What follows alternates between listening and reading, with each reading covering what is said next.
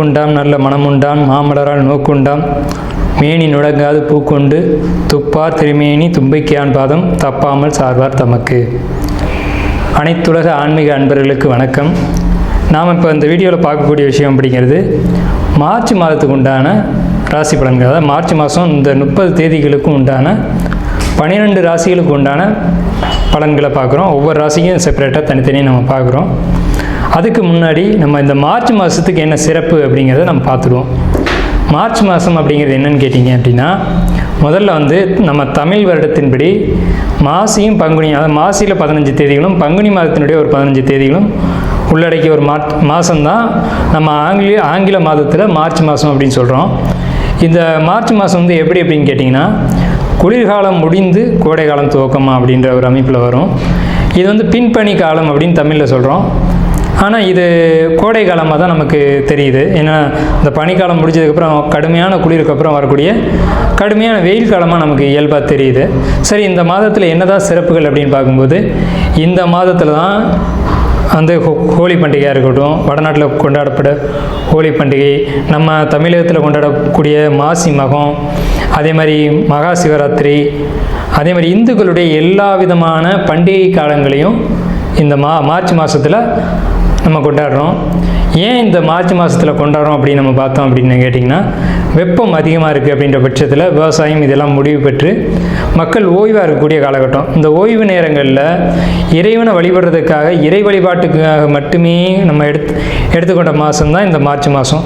முழுக்க முழுக்க இறை வழிபாடு, அதான் ஜாதி மதம் இனம் எல்லா வேறுபாடுகளும் இல்லாமல் எல்லாரும் இணைஞ்சு ஒரு கோயில் எடுத்து கும்பாபிஷேகம் பண்ணுறதா இருக்கட்டும், திருவிழாவாக இருக்கட்டும், அல்லது விரதம் இருந்து ஒரு கோயிலுக்கு போய் மாலை போட்டு ஒரு அர்ச்சனை பண்ணிவிட்டு அங்கே வழிபாடு பண்ணுறதா இருக்கட்டும், இது எல்லாமே எப்போ நடக்குது அப்படின்னு பார்த்திங்கன்னா இந்த மார்ச் மாதத்தில் தான் நடைபெறுது. அப்போ மொத்தத்தில் நம்ம பார்க்கும்போது இது இறை வழிபாட்டுக்கான ஒரு மாதம் அப்படின்னு எடுத்துக்கலாம். முக்கியமான விஷயம் அப்படின்னு பார்த்திங்கன்னா, இந்த மார்ச் மாதத்தில் தான் பிரம்மஹத்தி தோஷத்துக்கான நிவர்த்திக்கான மாதம். தோஷங்களே கடுமையான தோஷம், நிவர்த்தி செய்ய முடியாத தோஷம் அப்படிங்கிறது பிரம்மஹத்தி தோஷம் தான்.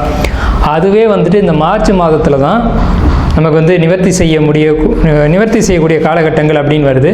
எப்படின்னு கேட்டிங்க அப்படின்னா, இது மாசி மாதத்தில் வருது அப்படிங்கிறதுனால மாசி மாதத்தில் தான் சிவபெருமான் முருகன்கிட்ட பிரணவ மந்திரத்தினுடைய உபதேசத்தை வாங்குறாரு. முருகன்கிட்ட இருந்து உபதேசம் பெறாரு சிவபெருமான். ஸோ இந்த காலகட்டத்தில் உயர்கல்விக்கான ஒரு அமைப்பு, பெரிய படிப்புகள் படிக்கிறதுக்கான அமைப்பு. இப்போ மார்ச் மாதம் நீங்கள் எடுத்துக்கிட்டிங்கன்னா குழந்தைங்களுக்கு இந்த மாதத்தில் தான் எக்ஸாம் இதெல்லாம் முடிவுக்கு வரும். எக்ஸாம்லாம் முடியக்கூடிய காலகட்டம் அப்படின்னு எடுத்துக்கலாம்.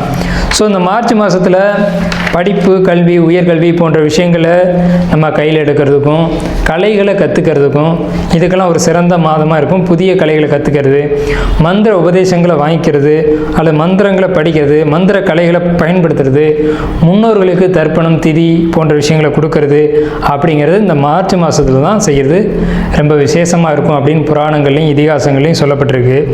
அதே மாதிரி விரத தினங்கள் அப்படின்னு பார்க்கும்போது இந்த மாதத்தில் இந்த மாதம் ஆரம்பித்த உடனே பௌர்ணமி வரும், அடுத்து ஏகாதசி வரும். அதே மாதிரி 15ஆம் தேதி அன்றைக்கி பார்த்திங்க அப்படின்னா உங்களுக்கு திருவோண நட்சத்திரம் வரும், ஏகாதசி திதி வரும், பூச நட்சத்திரம் அன்று தான் பௌர்ணமி வரும் மாசி மாதத்தில் மட்டும். இந்த மாதத்தில் தான் மகா சங்கடகர சதுர்த்தி அப்படின்னு சொல்லக்கூடிய சங்கடகர சதுர்த்தி வரும். இந்த சங்கடகர சதுர்த்தியில் பூஜை பண்ணக்கூடியவங்க, விரதம் இருக்கக்கூடியவங்களுக்கு எல்லா விதமான தோஷங்களும், எந்த ஜென்மத்தில் செஞ்ச தோஷங்களும் பாவங்களும் நீங்கும் அப்படின்னு சாஸ்திரங்கள் சொல்லியிருக்கு. அப்பேற்பட்ட இந்த மார்ச் மாதத்தில் 12 ராசிகளுக்கு உண்டான பலன்களை நாம் இப்போ பார்ப்போம். அன்பார்ந்த கடகராசி நேயர்களே, இந்த மார்ச் மாதம் அப்படிங்கிறது நமக்கு இந்த 30 தேதிகளும் பொதுவான ராசி பலன்கள் எப்படி இருக்க போகுது அப்படிங்கிறத நம்ம பார்க்குறோம். இந்த மார்ச் மாதத்தில் என்னென்ன சம்பவங்கள்லாம் நடக்கும், நம்ம எதிலெல்லாம் கவனமாக இருக்கணும், எந்தெந்த விஷயங்கள்லாம் நமக்கு அனுகூலமாக இருக்குது அப்படின்னு நம்ம பார்க்கும்போது, முதல் விஷயமாக நம்ம எடுத்துக்கூடியது மனக்கவலை. இதுக்கு நமக்கு பஞ்சமே இருக்காது. டென்ஷன், கோபம். பொதுவாகவே நமக்கு கோபம் வந்துச்சுன்னா சாது மிரண்டா காடு தாங்காது அப்படின்னு சொல்லுவாங்க. ஸோ அந்த கதை தான். உச்சத்துக்கு போயிட்டு வருவீங்க மனக்கவலையில், தற்கொலை பண்ணிக்கலாமான்ற அளவுக்கு வரும். ரெண்டாவது விஷயம், ஹெல்த் வைஸ் ரொம்ப ரொம்ப ரொம்ப கவனமாக இருந்துக்கணும்.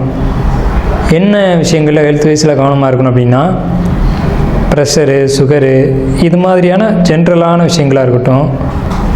அடுத்து வந்து நம்ம சாப்பிடக்கூடிய உணவுகளில் ஏற்படக்கூடிய பிரச்சனைகளாக இருக்கட்டும். அதாவது நடைமுறை வாழ்க்கையில் சைவ உணவு, அசைவ உணவு, கார உணவுகள், இப்படி பல்வேறு வகைப்பட்ட உணவுகள் இருக்குது. நம்ம பழகியிருப்போம், சில உணவுகளுக்கு நம்ம உடம்பு பழகியிருக்கும். ஆனால் திடீர்னு ஒத்துக்காமல் போகும், அந்த ஒவ்வாமை வரும். அது ஏன்னு கேட்டிங்கன்னா, அந்த செரிக்காத உணவுகளை நம்ம சாப்பிட்றதுனால தான். ஸோ அந்த மாதிரியான உணவுகளை நம்ம இந்த மார்ச் மாதத்தில் தவிர்த்துக்கணும். ஏன் இப்படி நடக்குது அப்படிங்கிறது சிந்திச்சு பார்த்தோம்னா ஒரு விஷயம் தெரியும். இந்த மாதத்தில் வந்து பருவநிலைகள் மாறும். குளிர்காலத்திலேருந்து கோடை காலத்துக்கு மாறும். இப்படி பருவகால மாற்றத்தில் நம்மளுடைய உடம்பும் அந்த பருவகால மாற்றத்துக்கு ஏற்ற மாதிரி மாற்றம் அடையும். ஸோ அந்த காலகட்டத்தில் நம்ம வந்து உணவுகளை மாற்றணும் அப்படின்னா அது நம்ம உடம்பால் அக்செப்ட் பண்ணிக்க முடியாது. பகல் வேளையில் சூரியன் ஆட்சியாகும், இரவு வேளையில் சந்திரன் ஆட்சியாகும். நம்மளுடைய உடல் வந்து இயற்கையிலேயே சூரிய ஒளியை உணவாக எடுத்துக்குது, சந்திரனுடைய ஒளியை உணவாக எடுத்துக்குது. ஸோ இதனால தான் நம்ம வந்து வாழ்க்கையில் உணவுகள் இல்லாமல் கூட ரிஷிகள் வாழ்ந்து காமிச்சிருக்காங்க. ஸோ அந்த அடிப்படையில் பார்க்கும்போது உணவுகள் விஷயத்தில் இந்த கடகராசி இந்த மார்ச் மாதம் ரொம்ப ரொம்ப ரொம்ப கவனமாக இருக்கணும். அடுத்த விஷயமா நம்ம பார்க்கும்போது, வெளிநாடு போகணும் அப்படின்னு காத்துட்ருக்கக்கூடிய கடகராசிக்காரங்களுக்கு அல்லது கடகராசிக்காரங்க குடும்பத்தில் இருக்கக்கூடியவங்களுக்கு வெளிநாடு வாய்ப்புகள் நிச்சயம் கிடைக்கும். கண்டிப்பாக அந்த ஃபாரின் போகக்கூடிய ஒரு அமைப்பு அப்படிங்கிறதுலாம் நல்ல ஒரு அமைப்பில் இருக்குது. அடுத்த விஷயமா நம்ம பார்க்கும்போது, பிஸ்னஸ் பண்ணக்கூடியவங்களுக்கு தொழில் பண்ணது அப்படின்னு பார்க்கும்போது, தொழிலில் சில குறிப்பிட்ட தொழில்கள் மட்டும், சில குறிப்பிட்ட தொழில்கள் அப்படின்னா இரும்பு சம்பந்தமானது, ஆபரணங்கள் சம்பந்தப்பட்ட தொழில்கள், அதே மாதிரி நகை, உடுத்தக்கூடிய ஆடை, இது சம்பந்தமான தொழில் பண்ணக்கூடியவங்களுக்கு ரொம்ப சிறப்பாக இருக்கும்.